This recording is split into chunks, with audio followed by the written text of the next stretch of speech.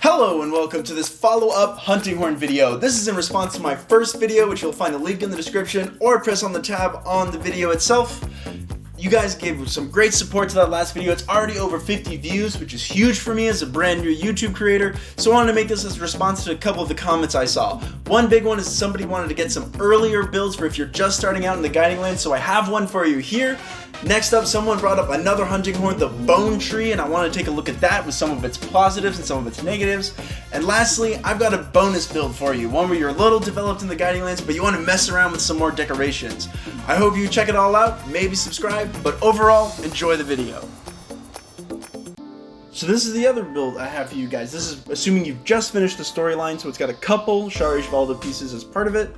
So you have the Fulgur Anjanath helm, the Ebony Odogaron chest piece, the Shar-Ishvalda braces, and coil, and Glavenus greaves. So the first thing you'll notice is that we still have Critical Eye level 7. This is coming from that expert jewel you get as part of the story, and the Ebony Odogaron chest piece, which gives you a couple more levels of Critical Eye. And then I noticed I got a whole bunch of gems that were expert, plus some other random skill. So whichever ones of those you find, throw those in, get your Critical Eye to level 7, really helps you with some damage boost. Second, we got Critical Boost, 2 levels of that come from the Shar-Ishvalda braces, which is really nice. Then I have 1 Critical Boost gem, but if you don't have those gems, they're really hard to find. You can switch out the Fulgur Anjanath helm for an Azure Rathalos helm, which gives you that level of critical boost. You do lose a couple gem slots for that though, but you can mix and match whatever you need. The last thing is Tenderizer, that weakness exploit. I have the Fulgur Anjanath helm because it gives me 1 level of that. Then I have 2 Tenderizer jewels. Once again, I won't show it here, but if you don't have that many gems of weakness exploit, you can mix and match as you need to try and get that level 3. Remember that holy trinity of skills.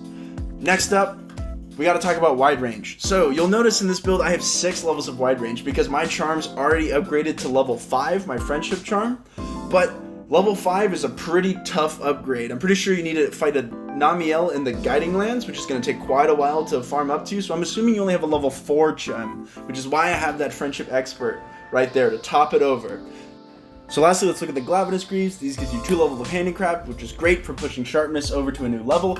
And I've put in that Horn Maestro gem, which is super important for hunting horns. If you can't find that gem, try and mix and match some other way. Lastly, the bonus skills that I picked. I like Free Mill a lot. It lets you use a bunch more consumables for your team. If you have 10 max potions and 1 level of Free Mill, you'll be able to use roughly 12 to 13. So Free Mill is really helpful. And then of course, Health Boost. Health Boost is so useful, I love it so much, which is why I picked the Shar-Ishvalda coil. It gives you 2 levels of health boost, and that coil is a bunch of defense. Then I have that 1 Vitality Jewel slotted in there. So, this is my early hunting horn build. It's still pretty late in the story, I have to finish the story, but this is pretty much right before you entered Guiding Lands. A couple of things like that Friendship Charm are coming from Cetiyaku in Guiding Lands, but that's really early on. So this is pretty easy and early to get. So now let's talk about this hunting horn that was suggested. This is the Bone Hunting Horn, just going straight down the bone tree. So you notice, pretty easy to make, straightforward parts, just general bones. The final upgrade coming from those Elder Dragon bones. I'm just going through the process of upgrading it right here. What's really great about it is that it has a lot of damage and it doesn't have the negative affinity that the Tigrex horn has, but it still comes with those same melodies of that attack up L and the attack up XL. Now, the downside to this horn. The big one that I can think about is its sharpness gauge. Its sharpness gauge is kinda scary, and what I'm going to show you here is that even with 2 levels of handicraft from those Glavenus greaves, this white sharpness gauge is going to plummet. However, since this is a very support-focused build, sharpness isn't incredibly important. So, if you're alright with sacrificing sharpness, this is a really strong hunting horn, since it has those same melodies once again as the Tigrex horn, but it has a bit more affinity, and it has a bit more raw damage, so it's definitely something to consider.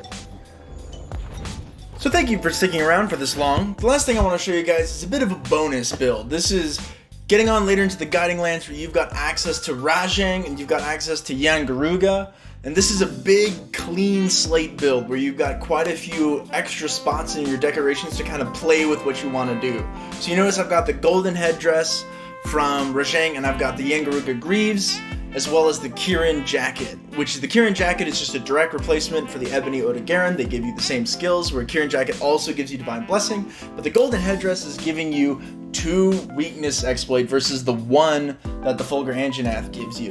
So that's giving you extra space. You're not having to get 2 Tenderizer drills. All you need is 1. And the next thing I wanted to pay attention to is we've got all the same skills as before, but now we have these extra slots. And so for this first setup, I've got a bunch of knockout jewels in there, as well as some recovery up jewels, but I want to focus on the knockout.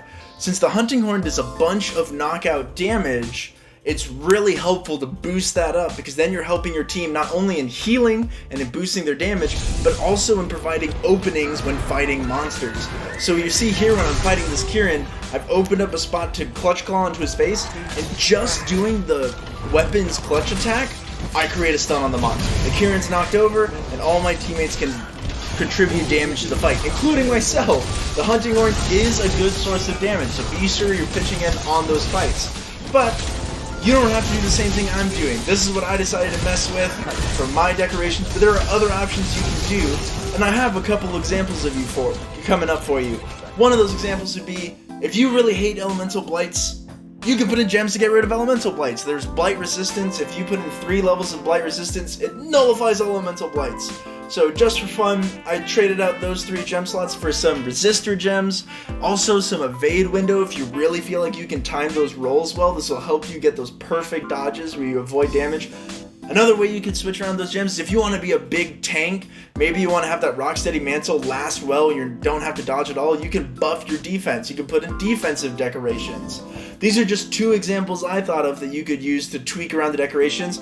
Let me know what you think of. Coming up with it, whatever you want, whatever decorations you want to put in, and let me know in the comments if there are any that you really think stand out well as really strong. So, I want to say thank you to you guys for watching this video, and once again, thank you for putting in so many views into the first Hunting Horn video I put out. I'm glad it was able to fill the void that I saw when I was looking around at YouTube. And I hope that you'll consider subscribing to this channel if you really enjoyed this, and I hope that you'll give me further recommendations if there are any other weapons that you feel needs a video covering it. I've been really having fun running around the Guiding Lands, trying out new weapons, seeing what I enjoy. Hunting Horn's been a blast. I've been messing around a bit with Greatsword. I've been messing around a bit with Dual Blades. So just let me know if you want me to give any more learner builds, some starting, easy to make stuff. Thanks for watching.